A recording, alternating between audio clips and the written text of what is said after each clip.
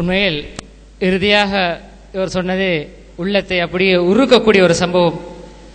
உயிர் போற தருவாயில கூட தண்ட வாப்பாவையும் உம்மாவும் நினைச்சு அந்த குழந்தை அப்படியே கையை தூக்கி டாக்டர் எனக்கு சத்தியம் பண்ணித்தாங்க கேட்ட நேரம் இந்த சம்பவத்தை நானும் ஏற்கனவே கேள்விப்பட்டிருக்கிறேன். எப்படின்னு சொன்னா அந்த நேரத்துல ஆபரேஷன் தியேட்டருக்கு கொண்டு போற நேரம் ஒரு கையும் ஒரு காலும் அந்த குழந்தைக்கு ஏலாது இருந்தாலும் அடுத்த கையை அப்படியே தூக்கி அந்த குழந்தை கேக்குது, டாக்டர் என்னுடைய வாப்பாவும் உம்மாவும் என்னோட அதிகமான இரக்கமா இருக்கிறாங்க, எப்படியாவது என்ன காப்பாத்தி என் உம்மாட்ட கொண்டு போய் கொடுத்துருவேன், நீங்க எனக்கு சத்தியம் பண்ணித்தாங்கன்னு சொல்லி அந்த நேரத்தில் அந்த குழந்தை கேட்பதற்கு உள்ளத்தை கொடுத்தது அந்த பெற்றோர்கள். ஒட்டுமொத்தமாக முற்றுமுழுதாக அனைத்து பெற்றோர்களையும் குறை கூற முடியாது. ஆனால் பெற்றோர்களுக்கு முக்கிய கடமை இருக்கிறது. எனவே இன்றைய இளைய தலைமுறையினர் பண்பாட்டு வீழ்ச்சிக்கும் ஒழுக்கச்சரிவுக்கும் காரணமாக சமூகமும் காரணம், பெற்றோரும் காரணம், அவரும் காரணம். இருந்தாலும் அதிக அக்கறை காட்ட வேண்டியவர்கள் பெற்றோர்கள் தான். உண்மையில் இந்த சம்பவத்தை நான் கடைசியாக ஒரு சம்பவத்தை கூறி இந்த அரட்டை அரங்கத்தை முடித்துக் கொள்ளலாம் என நினைக்கின்றேன். அதாவது இந்த சம்பவத்தை சில நேரம் நீங்க கேள்விப்பட்டிருக்கலாம், சில நேரத்தில் கேள்விப்படாமல் இருந்திருக்கலாம். என்னன்னு சொன்னா இது கொஞ்சம் பழசி. அதாவது ஒரு அபூ குதாமாங்கிற ஒரு வீரர், ஒரு ஜிஹாதிய வீரர், அவரோட வாழ்க்கையை ஒரு போராட்ட களமா அமைஞ்சது. அவர் ஒருமுறை அந்த ஜிஹாதிய செய்வதற்காக ஈராக்கை நோக்கி போன நேரம் அங்கே ஈராக்கிலே ரக்கா என்ற பிரதேசத்தில் அவர் தங்க வேண்டி ஏற்பட்டது. அங்கே அவர் தங்குகிறார். அங்கே தங்கி ஜிஹாத் சம்பந்தமான உரைகளை நிகழ்த்தி மக்களை ஆரவாரப்படுத்தி அதற்கு செலவழிக்கும் விஷயங்கள் அனைத்தையும் ஊட்டுகிறார். அப்பொழுது அவர் அந்த இடத்திலே அன்று தங்க வேண்டி ஏற்பட்டது. அதனால் அந்த அபூ குதாமா அந்த ரக்கா என்ற பிரதேசத்திலேயே ஒரு வீட்டை கூலிக்கு அமர்த்தி அங்கே அமர்ந்திருக்கிறார்.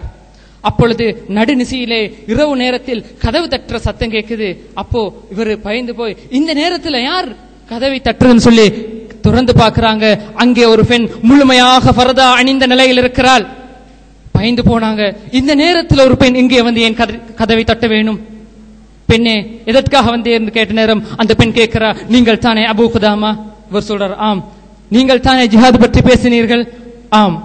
அப்ப சொல்றா அந்த பெண், என்னிட்ட பணம் இல்லை, என்கிட்ட கொண்டந்தாரத்துக்கு பலம் இல்லை, எனவே என்னுடைய கூந்தலை வெட்டி கயிறாக திருச்சி கொண்டு உங்கள்கிட்ட தந்திருக்கிறேன், நீங்க குதிரைக்கு கடிவாளம் கட்டுவதற்காக பயன்படுத்திக் கொள்ளுங்கள் அந்த தாய் கொடுத்துட்டு போறா. இவரும் அதை ஆச்சரியத்தோடு எடுத்து வைத்துக் கொள்கிறார்.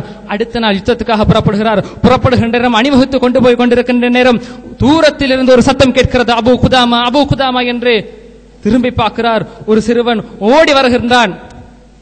இவர் அணியை முன்னுக்கு அனுப்பிவிட்டு, நீங்கள் போங்கள், நான் என்னவென்று விசாரித்து விட்டு வருகிறேன் என்று அந்த இடத்திலே நிற்கிறார். ஓடி வந்து கேட்கிறாரு. கிட்டத்தட்ட 12 வயது மணிக்க அந்த சிறுவன், நானும் ஜிஹாதிலே கலந்து கொள்ள வேண்டும் சொல்கிறார். சிறுவர்களால் ஜிஹாதிலே கலந்து கொள்ள முடியாது.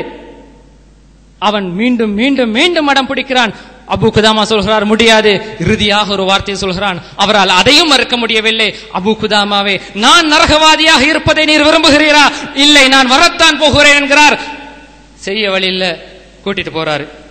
கூட்டிட்டு போற நேரம் அங்கே இடையிடையே நிறைய சம்பவங்கள் நடக்குது. நேரம் இடம் கொடுக்காதால் முடிவை மட்டும் சொல்கிறேன். அந்த யுத்த களத்திலே அந்த சிறுவன் நிற்கின்ற நேரம் அபூ குதாமா தேடுகிறார். சிறுவனை பின்னுக்கு எல்லா இடத்திலும் தேடுறாரு. சிறுவனை காணையில. யுத்தம் சூடு பிடிக்கின்ற நேரம் எல்லா இடத்திலையும் தேடிட்டு முன்னுக்கு போய் நின்று பார்க்கிறாரு. அந்த சிறுவன் முதல் அணியில் வாளோடு நிற்கிறான். பின்னால் வா, பின்னால் வா, உனக்கு அனுபவம் போதாது, முடியாது என்று அழைத்த நேரம் மீண்டும் அதே கேள்வியை கேட்கிறான். அபூ குதாமாவை, நான் நரகவாதியாக இருப்பதை நீர் விரும்புகிறாரா? புறமுதுகு காட்டி ஓடுவதை இஸ்லாம் சொல்லித் தரவில்லை, எனவே நான் முதல் அணியில் நின்று தான் போராடுவேங்கிறாரு. அந்த நேரத்திலையும் அவர் முன்னுக்கு நின்று போராடுறாரு. இறுதியிலே யுத்தம் முஸ்லிம்களுக்கு சார்பாக முடிகிறது.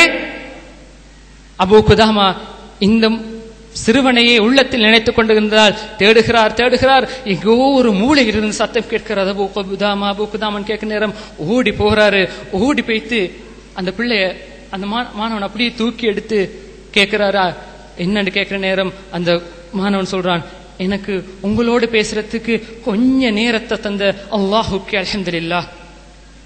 அவன் அந்த நேரத்தை சொல்றான், என் தாய்கிட்ட என்ன பத்தி சொல்லுங்க, நான் ஷஹீதாகின விஷயத்தை சொல்லுங்கிறாரு. அதாவது உயிரோடு இருக்கின்ற நேரமே அதோ அந்த நேரம் என்னன்னு சொன்னா, ஏற்கனவே நடந்த சம்பவம் என்னன்னா, அவர் கனவு கண்டு அதிலே தான் சுரக்கத்திலே உள்ளே நுழைவது போல் கண்டிருக்கிறார். அந்த நேரம் நான் சுவர்க்கத்தை பார்க்கிறேன் என்ற நிலையிலே அவர் ஷஹீதாக முன்பாக அவர் ஒரே ஒரு விஷயத்தை மட்டும் அவனுக்கு எத்தி வைத்தார். அபூ குதாமாவே, எனக்கு 9 வயது மதிக்கத்தக்க ஒரு தங்கச்சி இருக்குது. நான் வீட்டிலிருந்து வெளியே செல்வதை கூட என்ற தங்கச்சி விரும்ப மாட்டா. இந்த ஜிஹாது கூட நான் ரொம்ப கஷ்டப்பட்டு தான் வீட்டிலிருந்து வந்தேன். அவளை தேத்தி விடுவதும் உங்களது கடமை. அவளுக்கும் நீங்க தான் ஆறுதல் சொல்லணும்னு சொல்றார்.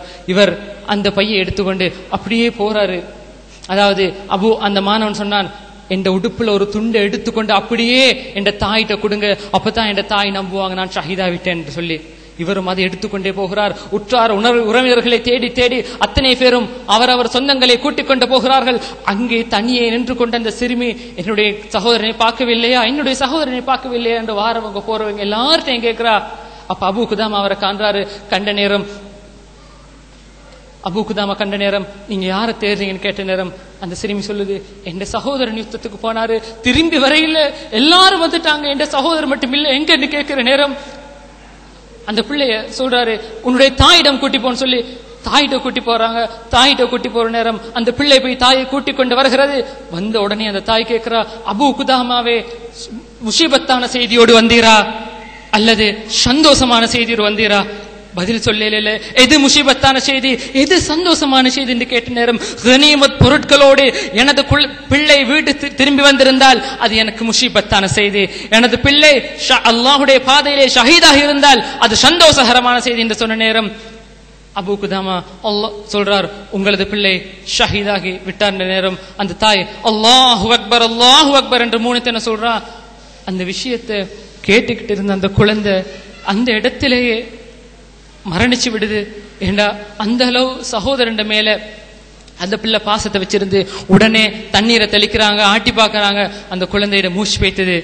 அந்த நேரம் அந்த தாய் சொல்றா, என்னுடைய கணவனை அல்லாஹுக்காக கொடுத்தேன் சிலுவை யுத்தத்துல, என்னுடைய மகனையும் கொடுத்தேன், என்னுடைய மகளையும் கொடுத்தேன், இத்தனையும் நாங்கள் அனைவரும் சொர்க்கத்திலே நலமாக வாழ வேண்டும் என்ற எண்ணத்தில் தான் சொல்லி உணர்ச்சி பூர்வமாக சொல்றா.